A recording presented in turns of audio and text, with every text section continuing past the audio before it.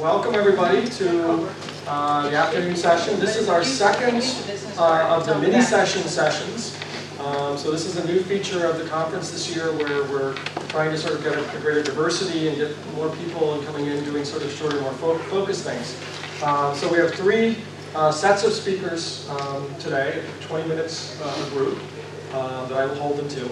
So I won't use up their time by introducing them, they can do that themselves, but our first pair is Myra Deister and Evelyn Torres-Rango, and the stage is yours.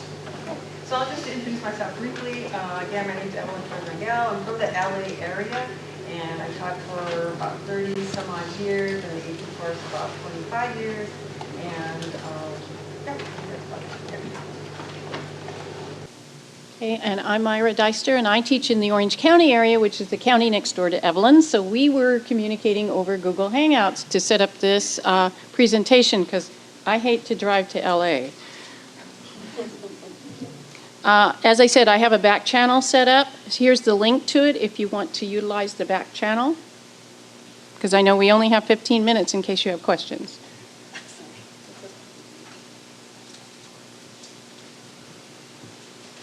And it's also on the back of the business cards if you're sitting at a seat with a business card. Okay, I'm going to start with first week activities, some high interest. Unfortunately, or fortunately for me, my administrator can't count. And so I ended up with 50 students in one class last year. So I had to quickly devise some things to do with these 50 students so they could finally equalize the two classes that I had. One of them I've used for a couple of years, and it's a candy sort, which worked really well with the students because they got to eat the candy. I just set up they love that part. I set up bags of assorted candy, handed them out to the groups, and I said, sort. Figure out some attribute to sort them by. And we did this a couple times, and then I talked about it. I introduced briefly classes and objects and attributes, and then I use that throughout the year because by the time they do that, class is over for the first day. Next thing I did last year because of the 50 students, I did a web quest, plus the fact I attended a CS for HS and got the idea from there. So the first Google form I did with them was they put their names in, and I have the link up there to it. They put their names in, and then they gave me what they felt the definition of computer science was. They finished that. I had a second Google form, and once again, they put their names in. Then I had a link to a Wikipedia definition, and then I asked them some pointed questions. Describe how it's similar, describe how it's different, and then I had a couple more links to help them answer, should girls be involved in CS, and some reasons, and why should everyone learn to code? So they actually viewed some videos and then answered the questions. They were able to do this in pairs because I had such a large class. And again, the link to this presentation was on the first slide, and I guess we'll bring it back to, just in case they didn't get the link. Yeah, right. It's on the back of my business card if you can find it. So one of the things that I have found at our school is that the first week of school, even in my AP class, the enrollment is very unsettled. Kids are checking in and out of class, and it takes like a week for things to settle down. So I found that a really nice set of exercises to go through they're done by Nick Parlanti, and he's from Stanford, and basically it's an introduction to, it's actually the way I see it as an introduction to computer science. Here he says introcomputing.org. And it takes you through these exercises that work with, that deal with digital editing. And I wanted to show you some examples what this is. And notice on the left you see a stop sign, right? Okay. And on the right you see some shrubbery. Okay. And let's say you wanted to take every red pixel and replace it with a pixel from the other picture. Okay. And it takes code to do this. Okay, and what's really nice is that these exercises, they take you through slowly. And again, all the URLs are available on the original presentation. So, so this is what it looks like. And it's probably hard to see from where you're sitting, But on the left side is the code, and it takes a while to get to this point. Again, it's, what I do is I put up a blue, I didn't really find green in our office, and so I held a big blue sheet of paper. It was kind of an aqua color, and I told the kids, don't wear anything that's this color, okay? And what they do is, and I take a picture of them, and then they have another, picture of like Europe or something, the moon, and pixel by pixel, like in this case, every place there was a red color, then you extract, you copy the pixel from the leafy picture onto this picture, okay? And it's basically, a loop that'll do this for you. And again, the code, it takes a while to get there. It takes a few days. And then ultimately what they're doing then is taking their picture and pixel by pixel putting them into another picture of, like I said, puts them on the moon and et cetera. And some kids are really creative. They said, oh, look where I went over the summer, right? And they have them going all over the world. But the instructions are really clear. I hardly do any lecturing at all, in fact. I kind of give them the basics, and they're able to move along and go even beyond the days that I'm lecturing. And again, but I take about a week on this just because my school kind of, it takes them a while to get settled.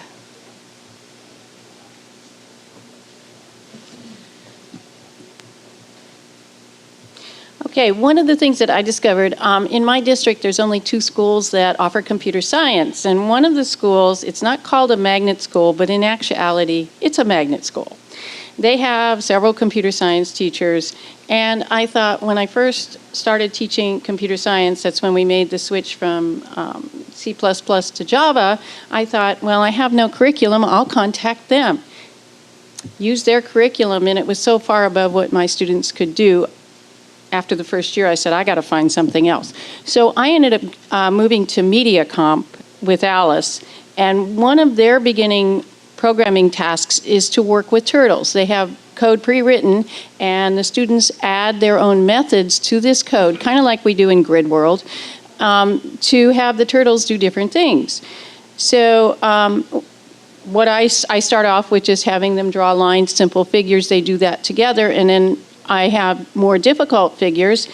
I have them write pseudocode first. Let's see if I can get there. I actually give them a grid on the paper. So they write the pseudocode. They draw the diagram first, write the pseudocode, and then I have them trade and role play. That's one thing you can do if you don't have enough. If you don't have enough room in your classroom. I was reading up in a mathematics teacher. One of the activities they did with graphing was they exchanged papers, and I'm thinking, how cool. I could have them take the code, give them a grid, and they could see if they draw the figure. So this is the document I use for my pseudocode. So you can see that I give them room with a grid, and they write out the pseudocode before they actually write code for me.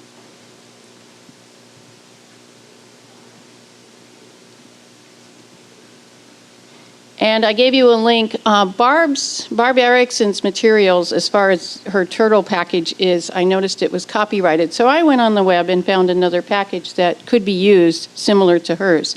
And there's the link to it. Oh, and my last activity is I have them draw their initials, so they all do something different. Okay. And my students really, for years and years, struggled with recursion. And I finally broke it down to, I wanted students to actually see the recursive calls on, for different methods. So what I did was, let me advance the slide. Oh, okay, so what I gave students is colored pencils. It says right there, I gave them colored pencils, okay? And I said, guess what? We're going to color today. And it's a little, I can kind of see what's going on here. If you notice that I did duplicate, these are different copies of the exact same method. And I actually have them in class, okay, with their colored pencils. They like to color. And I actually show the recursive calls as we move along. So this one is called here, and then here it's called here, here. And then the return values are coming back this way. And I have them trace the lines with the return values. And then what I do is, then we do this again, and the next time the sheet is blank with no arrows, and then they have to actually go through and draw the lines and draw the lines back, and then they turn it into me, and I see that they're kind of getting the concept. And really, this was the only way that they could understand the concept. Like, for example, when the return value comes back to the subsequent calls, that the values stay the same from where they were when that method was originally called. Okay, that was hard for them to get that through, and this has actually helped quite a bit. And it looks really crude, but it's helped my students quite a bit. And then as far as strings, I give them a worksheet. And again, we have these materials on these URLs, okay? And this is all part of our presentation. So once you have the entire presentation, you'll have the links to everything. And then there's some additional string materials here that are also, we've made available to everything we have, right? Yeah, and we'll move on.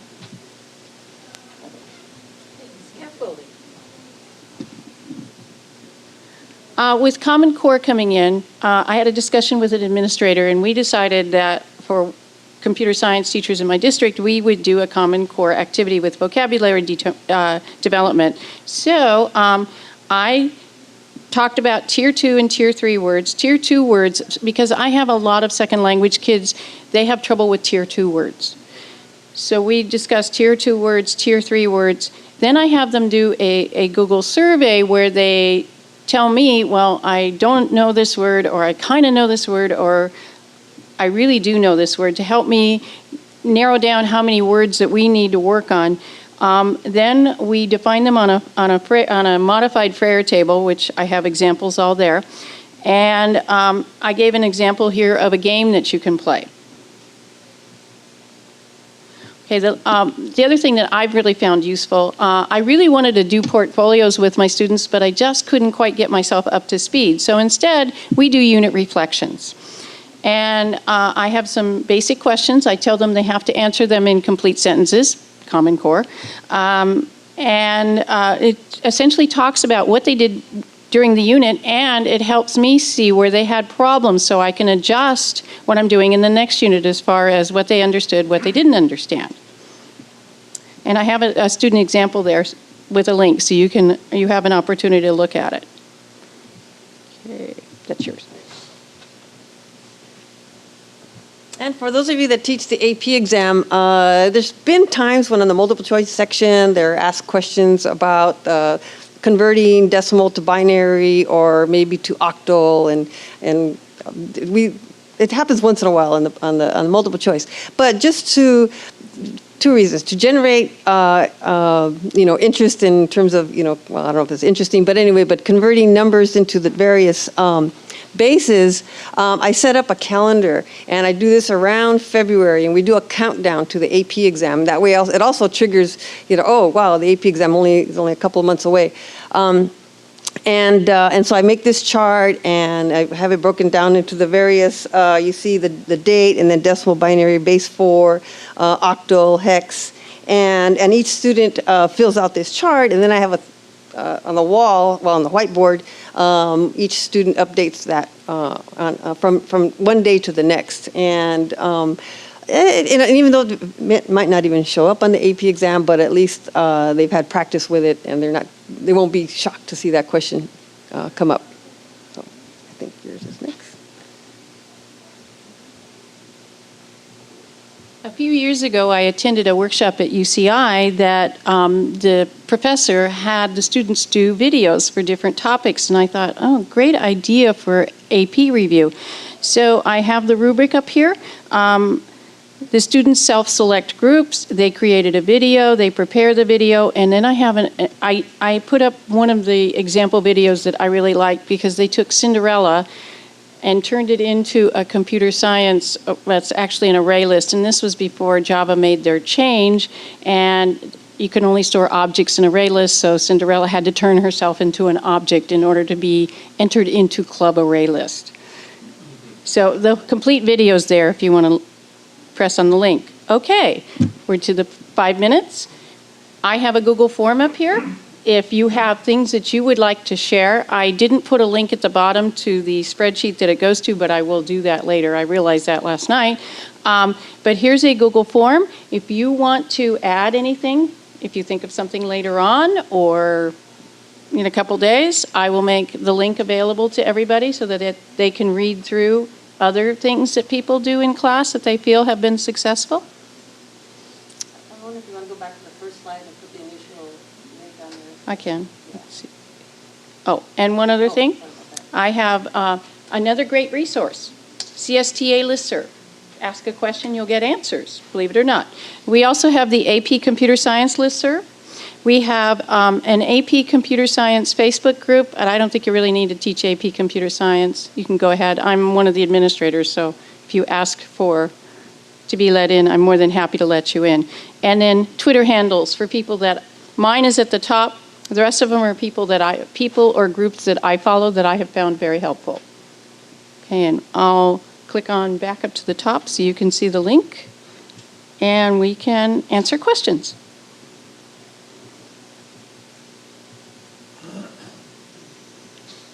I know, that was very fast.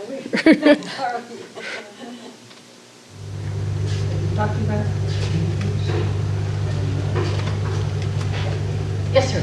So, did you continue on with your class of 50 students? No, they actually, part of the problem was they couldn't fit it into period 6, so some of them left. And I brought in a laptop and another computer, so I got it down to 40. It's still very large number. 40. But next year I did such a great job of recruiting. They turned away 15 students that wanted to take my intro class, so no intro class next year. They were going to cap the enrollment, and I was at school last week and I said to the counselor, no, don't cap the enrollment. Send them all in there. I don't want to lose anybody because I've worked so hard to recruit them. I'll do paired programming. I'll do something. I'll figure something out. So I'm going to have over 40 students in 2 classes next year. Wow, so do you have any recommendations for, I don't know, classroom management, anything along those lines, or what? I'm going to be playing it by ear next year. As I said, I'm probably going to end up doing paired programming. Mm-hmm. I think that's going to be my best solution right now. I'm going to run these activities that don't require any programming the first couple days just to see if my enrollment holds, and then I'm going to go from there. I haven't had, the only problem I had last year, I had 3 autistic kids in the class. I'm very diverse. And one of them was very autistic, and he would have meltdowns during the class. That was a big issue I had. I finally had one student that kind of buddied up with him. So when he had a problem, it was a senior, and he would go over and work walking through it. So that helped because it was 37 kids and trying to deal with one. The rest of them kind of lost out. But fortunately, they were very understanding. Do you use Symbaloo.com? Do you know about that? Yeah, I know about that. You would have to install it on the computers. No, you don't. It's in the cloud. Could you repeat the question? I'm not sure. Oh, sure. She asked me if I use Symbaloo. I started using it myself. I think I need to kind of get up to speed with it first, and then I found that it helps me a great with all the resources that kids, because they've got, all the different websites for some too, to download Java or download jQuery and all this stuff. And at Symbaloo.com, you create a mix of tiles. And I have one that's just called Learning Computer Science, and I've thrown up there, and I can make each tile, they got about 30 of them on a page, to be links to websites or videos or PDF files, documents, or whatever.